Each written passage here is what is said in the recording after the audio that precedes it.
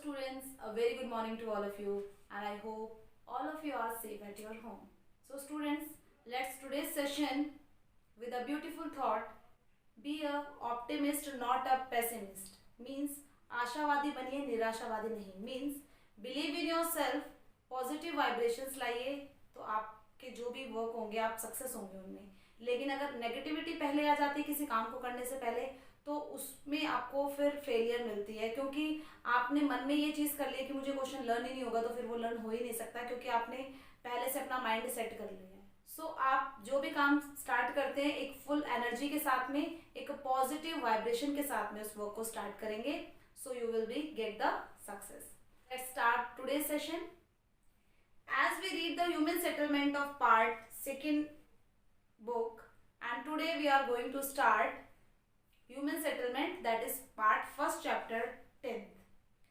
Okay, human settlement is a group of houses and cluster of houses. It may be permanent and temporary. Permanent temporary दोनों हो सकता है. Human settlement हमें वहाँ के physical conditions के बारे में, फिजिकल कंडीशन क्या है, जोग्राफिकल कंडीशन क्या है उस एरिया की, उसके बारे में भी बताता है. साथ में रिलेशन भी बताता है ह्यूमन बीइंग का.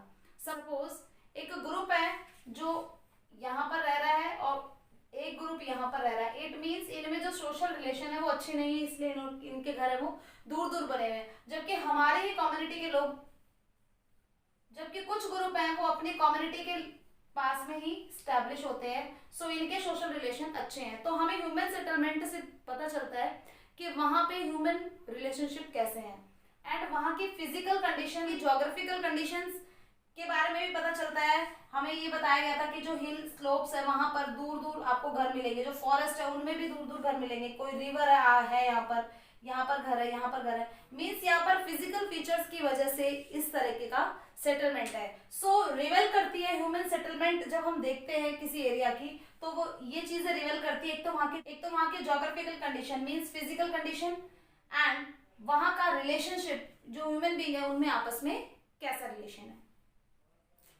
We further classify the human settlement into two parts, that is rural and urban.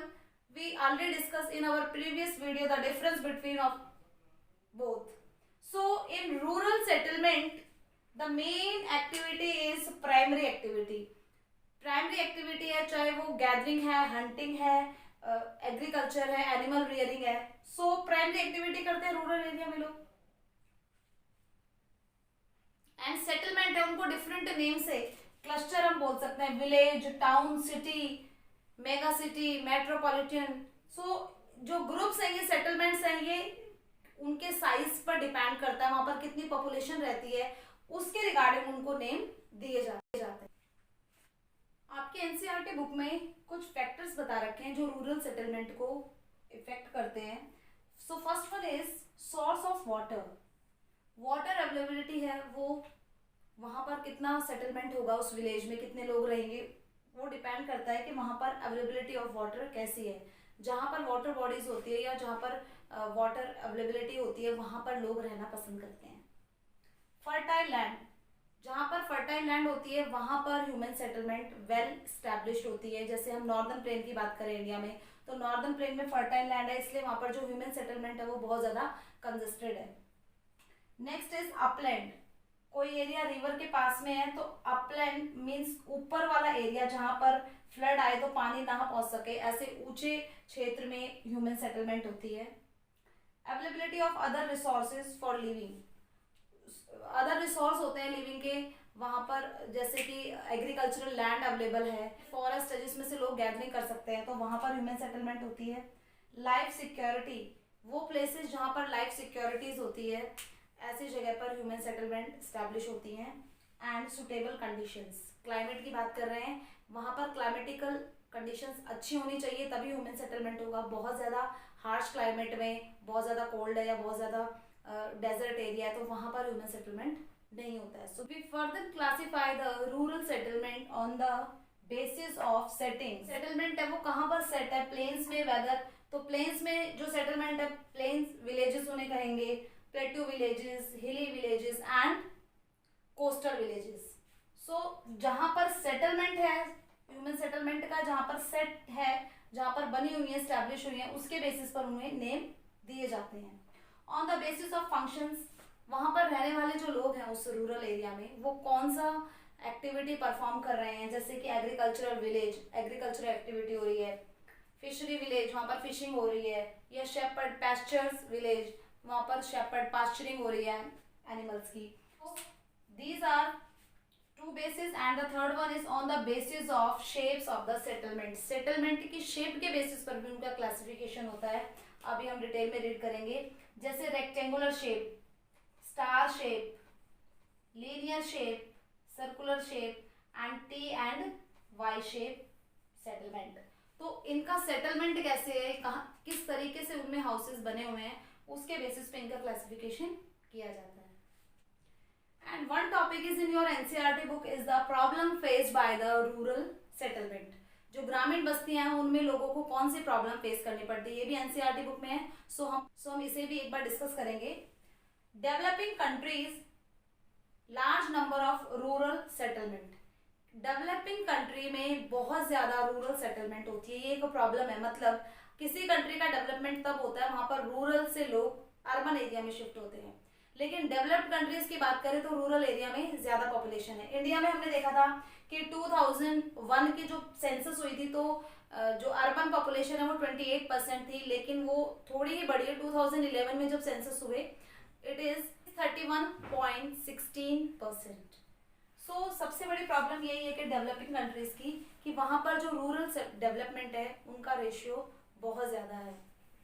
Next is basic infrastructure, lack of basic infrastructure. Basic infrastructure like transportation और bridges and railways and schools, institutions, hospitals, basic infrastructure है उनकी कमी होती है rural settlement में। Next one is shortage of clean water. Safe drinking clean water यहाँ पर नहीं मिलता है रूरल सेटलमेंट में, जिसकी वजह से वाटर प्रोन डिसीज हो जाती है, जैसे जॉन्डिस और कोलरिया। ये वाटर प्रोन डिसीज हैं, ये प्रॉब्लम फेस करनी पड़ती है रूरल सेटलमेंट को। Next one is flood and drought. Rural settlement अगर ऐसे एरिया में है जहाँ पर रेनफॉल कम होती है तो उन्हें ड्रॉट की प्रॉब्लम फेस करनी पड़ती है, और अगर ऐसे एरिया वो रूरल सेटलमेंट है जहाँ पर रेनफॉल ज्यादा होती है तो वहां पर फ्लड की प्रॉब्लम भी रूरल एरियाज में फेस करनी पड़ती है। And next one is no facilities about irrigation. वहां पर इरिगेशन सिस्टम है वो ज्यादा स्ट्रांग नहीं है, तो रूरल डेवलपमेंट में ये सारी जो प्रॉब्लम्स है ये फेस करनी पड़ती है। Other problems that are faced by the rural settlement are material used in building houses is not appropriate for all season. क्योंकि आपने छोटी क्लासेस में भी हम पढ़ते हैं कि कच्चा हाउस एंड पक्का हाउस, मतलब सीमेंटर प्लास्टिंग नहीं होती है रूरल, जो स्ट्रॉ या मड का यूज करके कच्चे हाउस हैं वो बिल्ड करते हैं, सो रेनी सीजन में वो सक्सेसफुल नहीं होते हैं, तो ये प्रॉब्लम फेस करनी पड़ती है रूरल सेटलमेंट में जो लोग रह रहे हैं उनको। एंड ट्रांसपोर्टेशन फैसिलिटीज वहाँ पर नहीं होती है, कम्युनिकेशन फैसिलिटीज नहीं होती है, जिससे कि वो लेटेस्ट टेक्नोलॉजी का यूज नहीं कर पाते हैं। And in education and health facilities, जो बेसिक फैसिलिटीज हैं उनकी भी बहुत ज्यादा कमी होती है रूरल सेटलमेंट में। So these are some of the problem faced by the rural settlement, और 3 मार्क्स के क्वेश्चन में ये बनते हैं। Now we will discuss about the urban settlement. Urban settlement को क्लासिफाई करने के लिए 2 बेस है मेन, वही कंट्रीज यूज करती हैं। First is size of population, population के बेसिस पर, and occupation of structure, and occupational structure पर। क्योंकि हमने पढ़ा था कि रूरल सेटलमेंट में प्राइमरी एक्टिविटी मेन होती है, तो अर्बन सेटलमेंट के लिए जहां पर मोस्ट ऑफ द पॉपुलेशन है वो सेकेंडरी एंड टर्शियरी एक्टिविटी में इन्वॉल्व है, that is called the urban settlement. So different country के लिए डिफरेंट क्राइटेरिया यूज करती है वो पॉपुलेशन के लिए, साइज ऑफ पॉपुलेशन कि कितनी पॉपुलेशन होनी चाहिए तब वहां पर अर्बन एरिया वो बनेगा। जैसे कुछ एग्जांपल दे रखे हैं एनसीईआरटी में, कोलंबिया में 1500% से ज्यादा लोग हैं तो वो अर्बन एरिया है। ऐसे अर्जेंटीना एंड पुर्तगाल में 2000% से ज्यादा पर्सन होंगे तो अर्बन एरिया होगा। यूएसए एंड थाईलैंड में 2500% एंड इंडिया में 500% से ज्यादा पर्सन होने चाहिए अर्बन एरिया के लिए। एंड जापान में ये साइज है पॉपुलेशन का, दैट इज 30,000 पर्सन से अगर ज्यादा है that is the urban area. So different countries different criteria use करती है, so we have to learn them, specially India का तो हमें करना ही करना है। अर्बन एरिया बहुत ही रैपिडली इंक्रीज हो रहे हैं पूरे वर्ल्ड में, जो अर्बन एरिया यानी कि रूरल एरिया से लोगों का माइग्रेशन हो रहा है अर्बन एरियाज की तरफ, तो पॉपुलेशन है जो अर्बन एरियाज में वो भी इंक्रीज हो रही है। यहाँ पर एनसीईआरटी में वर्ल्ड का डाटा दिया हुआ है कि पूरे वर्ल्ड में 1800 में 3% जो पॉपुलेशन थी वो अर्बन पॉपुलेशन थी, जो कि 1850 में बढ़ के 6% हो गई। देन 1900 में वो 14% हो गई एंड 1950 में 30%, 1982 में 37 एंड 2001 के जब डाटा से उनके अकॉर्डिंग 48%, वर्ल्ड की 48% जो पॉपुलेशन है that lives in the urban area. So we have to memorise the facts, जो हमें फैक्ट्स दे रखे हैं यहाँ पर डाटास, वो हमें लर्न करने होंगे बिकॉज एमसीक्यूज में बहुत बार पूछे जाते हैं। मेनली 1800 में 3% थी एंड 2000 में 48%, तो ये तो हमें लर्न करने ही करने हैं। Next is classification of urban areas on the basis of activity they perform, किस टाइप का वर्क हो रहा है वहां पर, कौन सी एक्टिविटी परफॉर्म की जा रही है, किस चीज के लिए फेमस है वो टाउन। सो उसके बेसिस पर अर्बन एरियाज को डिवाइड किया जाता है। So first one is administrative town, जितने भी कैपिटल्स हैं स्टेट की वो सभी एडमिनिस्ट्रेटिव टाउन है, क्योंकि वहां पर एडमिनिस्ट्रेटिव ऑफिसेज हैं, हेड ऑफिसेज हैं, जैसे न्यू दिल्ली है, लखनऊ है, लंदन है, पेरिस है, ये एडमिनिस्ट्रेटिव टाउन है, गवर्नमेंट के ऑफिसेज भी यहाँ पर होते हैं। नेक्स्ट ट्रेड टाउन, जहां पर ट्रेड एंड कॉमर्स से रिलेटेड जो होते हैं town, that is Mumbai, Manchester, Frankfurt, Germany में है ये। सो ये है ट्रेड टाउन जो कि ट्रेड के लिए बहुत ज्यादा फेमस है। इंडस्ट्रियल टाउन, जहां पर बहुत सारे इंडस्ट्रीज है, आगरा, अहमदाबाद, पिट्सबर्ग, सूरत, सो ये इंडस्ट्रियल रीजन होते हैं, यहाँ पर इंडस्ट्रीज होती है। रिलीजियस एंड कल्चरल टाउन्स, जो रिलीजियस एक्टिविटीज के लिए, जैसे हम अगर इंडिया में बात करें तो बनारस, वाराणसी, हरिद्वार, ये रिलीजियस टाउन्स है। अरब में आपने सुना होगा मक्का एंड मदीना, ये रिलीजियस टाउन है। एंड कल्चरल, जो अपने कल्चर के लिए भी फेमस होते हैं, कल्चर के लिए लाइक दैट आप जयपुर की बात करें तो जयपुर में बहुत सारे फोर्ट हैं और वहाँ के जो कल्चर है उसको देखने के लिए डिफरेंट जगह से लोग आते भी हैं। एंटरटेनमेंट के लिए जहाँ पर बहुत सारे टूरिस्ट आते हैं, जैसे कि Miami and Panaji. And transport के लिए, जहां पर आपको ट्रांसपोर्टेशन की बहुत अच्छी फैसिलिटी मिलेगी। अगर दिल्ली की बात करें, मुगल सराय, वहां से आपको डिफरेंट जगह के लिए रेलवे स्टेशन भी है एंड वहां पर बस स्टॉप भी है कि आसपास के स्टेट्स में भी बस वहां पर जाती है एंड आपको बहुत बड़ा वहां पर बस स्टैंड है। सो ट्रांसपोर्टेशन की फैसिलिटी अच्छी होती है। And Singapore is also a transport town. So these are the classification of towns on the basis of activity they perform, किस चीज के लिए वो फेमस है, कौन सी एक्टिविटी वहां पर परफॉर्म की जा रही है। 1982 में टाउन थे पूरे वर्ल्ड में वो 175 थे, मींस जहां की पॉपुलेशन 10 लाख से ज्यादा है। लेकिन 2005 में ये टाउन्स है ये इंक्रीज होकर के 438 हो गए हैं, यानी कि 438 टाउन्स ऐसे हैं जहां पर 10 लाख से ज्यादा पॉपुलेशन रह रही है। Many times the country classify the urban settlement on the basis of density of population. Density of population आपको बताया गया है कि पीपल्स का ratio as comparison to size of land, यानी टोटल, जब हम टोटल पॉपुलेशन को डिवाइड करते हैं टोटल एरिया से, we get the density total area, यानी कि हम रेशियो निकालते हैं पीपल का कि एरिया के कंपैरेटिवली कितने लोग रह रहे हैं यहाँ पर। सो ये भी डिफरेंट कंट्री में डिफरेंट है। जैसे कि इंडिया में 400% पर स्क्वायर किलोमीटर जब रहे तो उसे अर्बन सेटलमेंट कहा जाता है। ऐसे डेनमार्क, स्वीडन एंड फिनलैंड में 250% पर स्क्वायर किलोमीटर अगर रह रहे हैं that is the urban area. Iceland 300% per square kilometre and the Canada and Venezuela 1000% अगर रह रहे हैं 1000% अगर पर स्क्वायर किलोमीटर एरिया पर रह रहे हैं that is called the urban settlement. 1810 में लंदन में 10 लाख से ज्यादा पॉपुलेशन हो गई थी, तो फर्स्ट अर्बन सेटलमेंट किसे कहा जाता है, लंदन को ही कहा जाता है, क्योंकि लंदन में एक अर्बन एरिया के लिए जितनी पॉपुलेशन होनी चाहिए वो 1810 में ही हो गई थी। सो सबसे पहले लंदन जो सिटी था वो सबसे पहले अर्बन सेटलमेंट बना। सो 1 मार्क्स से क्वेश्चन में आएगा तो आप लंदन ही लिखेंगे इसमें। एंड यूएनओ ने अर्बन सेटलमेंट्स की जो लोगों की प्रॉब्लम्स है उनको सॉल्व करने के लिए बहुत सारे जो मेजर्स हैं उनके बारे में बात करी, जैसे क्लीन वाटर है या क्लीन वाटर उनको मिलना चाहिए, ड्रेनेज सिस्टम अच्छा होना चाहिए, health facilities, education and pollution free city को बनाना। तो ये सारे जो मेजर्स हैं ये यूएनओ ने बताए हैं कि एक अर्बन एरिया की जो प्रॉब्लम्स हैं उनको कैसे सॉल्व किया जा सकता है। अभी तक हमने रूरल एंड अर्बन सेटलमेंट के बारे में पढ़ा है। अब कुछ सेटलमेंट देख लेते हैं जो डिफरेंट टाइप के, दैट इज प्लान्ड सेटलमेंट। एक प्लानिंग के साथ में जो सेटलमेंट करी जाती है वो प्री प्लान्ड होती है एंड इसकी मैपिंग होती है, सर्वेज होते हैं, मैपिंग होती है, उसके बाद में एस्टेब्लिशमेंट होता है सेटलमेंट का। जैसे इंदिरा गांधी कैनाल जब लाई गई राजस्थान में तो इसके आसपास के एरियाज में जो सेटलमेंट करनी थी उसकी पहले प्लानिंग करी गई थी, सो इसे कहा जाता है प्लान्ड सेटलमेंट। अगर हम चंडीगढ़ की बात करें तो चंडीगढ़ भी एक प्लान टाउन है, एक प्लान सिटी है जो कि प्लानिंग के बाद में वहां पर स्टैब्लिश करी गई है। Next one is compact settlement. Compact settlement means ऐसे सेटलमेंट जहां पर जो लोगों के घर है वो बिल्कुल पास पास होते हैं एंड ये ऐसे जो सेटलमेंट है कॉम्पैक्ट वो रिवर वैलीज में एंड प्लेन्स, नॉर्दर्न प्लेन्स है वहां पर देखने को मिलती है, जहां पर एग्रीकल्चर जो प्रोसेस है वो एक सक्सेसफुल एक्टिविटी है, वहां पर कॉम्पैक्ट सेटलमेंट है।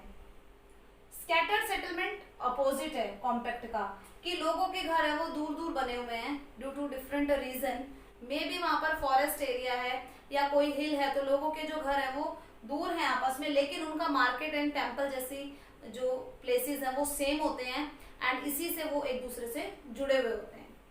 Next is urbanisation, the process of movement from rural area to urban area. बहुत रैपिडली जब रूरल एरिया से माइग्रेशन हो अर्बन एरिया में और रूरल एरिया की पॉपुलेशन कम होने लगे एंड अर्बन एरिया की पॉपुलेशन ज्यादा होने लगे, उसे कहा जाता है अर्बनाइजेशन। Next urban settlement. अभी तक हम पढ़ते आ रहे हैं कि अर्बन सेटलमेंट डिफरेंट कंट्री ने डिफरेंट क्राइटेरिया दिए हैं, तो एनसीईआरटी बुक में क्योंकि 1991 की जो सेंसस है उसके अकॉर्डिंग इंडिया में किसे अर्बन एरिया कहा जाता है एक बार देख लेते हैं, बहुत ज्यादा इंपॉर्टेंट है। अगर वहां पर म्युनिसिपैलिटीज एंड म्युनिसिपल कॉर्पोरेशन दोनों में से कोई एक हो या शेड्यूल्ड अर्बन एरिया हो, यानी उसकी प्लानिंग चल रही है अर्बन एरिया बनने की, तीनों में से कोई एक कैरेक्टरिस्टिक होना चाहिए। दोबारा सुनिए, म्युनिसिपैलिटीज हो, म्युनिसिपल कॉर्पोरेशन हो या शेड्यूल्ड अर्बन एरिया में वो आता है वो एरिया, सो वो एक अर्बन एरिया है। वहां पर 75% जो पॉपुलेशन है वो नॉन एग्रीकल्चर वर्क करना चाहिए, मतलब 75% जो पीपल है वो सेकेंडरी एंड टर्शरी एक्टिविटीज में इन्वॉल्व होने चाहिए। पॉपुलेशन वहां की 5000 से ज्यादा होनी चाहिए एंड डेंसिटी ऑफ पॉपुलेशन 400% पर स्क्वायर किलोमीटर होना चाहिए, तब हम उसको एज अ अर्बन एरिया मानेंगे इंडिया में। और ये कब के अकॉर्डिंग था? जो 1991 में सेंसस हुई थी उसके अकॉर्डिंग ये कहा गया था। Now we will read about the classification of settlements on the basis of their shapes. किस तरह का शेप बना रही है वो सेटलमेंट, उसके बेसिस पर भी सेटलमेंट्स को नेम दिए जाते हैं। So first one is linear settlement. Linear settlement means जब किसी रोड या रेलवे ट्रैक या रिवर या कैनाल के दोनों साइड में यहाँ पर हाउसेस बने हुए हों, सो इस टाइप से जो सेटलमेंट बनती है इसे लीनियर सेटलमेंट कहा जाता है। Second is rectangular settlement. Rectangular settlements plains में, मतलब प्लेन एरिया होना चाहिए, फ्लैट एरिया, एंड या फिर जो माउंटेन है उनकी वाइड वैलीज, मतलब स्पेस बहुत हो, माउंटेन है यहाँ पर और यहाँ पर वैली है, यहाँ पर माउंटेन है, तो ये वैली वाइड हो गई है, सो यहाँ पर भी रेक्टेंगुलर सेटलमेंट स्टैब्लिश हो सकती है। रेक्टेंगुलर सेटलमेंट में जो रोड्स होती हैं वो एक दूसरे को 90 डिग्री एंगल पर काटती है और यहाँ पर सेटलमेंट है और चारों तरफ इसके रोड्स हैं, सो इसे कहा जाता है rectangular settlement. Next one is star shape settlement. Star shape settlement में जहां पर बहुत सारे रास्ते एक जगह पर आकर के मिल रहे हो, सो इस तरीके से जो सेटलमेंट होता है उसे स्टार शेप सेटलमेंट कहा जाता है। एक स्टार की शेप में नजर आती है सेटलमेंट और बहुत सारे जो रास्ते हैं वो एक पॉइंट पर जाकर के मिल रहे हैं, मेन टनल पर जाकर के मिल जाते हैं सारे रास्ते। Next one is circular. Circular settlement कब बनती है? जब कोई रिवर है या कोई लेक है या पॉन्ड है, उसके चारों ओर जब घर बने हुए होते हैं एंड बीच में वो लेक या रिवर होती है, सो इसे कहा जाता है circular settlement. Next is dual villages. Dual settlement या ड्यूअल विलेजेस मीन्स कोई रिवर है, उसके एक विलेज है जो रिवर बीच में है, रिवर के दोनों साइड पर वो विलेज बसा हुआ है, इसे कहा जाता है ड्यूअल विलेज। या कोई ब्रिज है और उस ब्रिज के दोनों साइड में विलेज बसा हुआ है, सो उसे कहा जाता है ड्यूअल विलेज या ड्यूअल सेटलमेंट। सो स्टूडेंट्स, आज हमने चैप्टर 10 पढ़ा है पार्ट फर्स्ट का, that is also the human settlement. So you have to read both of the chapter of part first and second and compare the question between them, make 10 3 marks question from the each of the chapter, frame the questions and write the answer in your rough notebook. All of you understand these topic, so do your studies on regular basis. Best of luck. Thank you.